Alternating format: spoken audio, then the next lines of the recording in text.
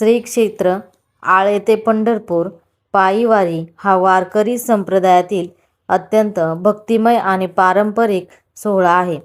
2026मध्ये हजारो वारकरी टाळ मृदुंगाच्या गजरात अभंग म्हणत पंढरीच्या विठुरायाच्या दर्शनासाठी पायी निघाले आहेत.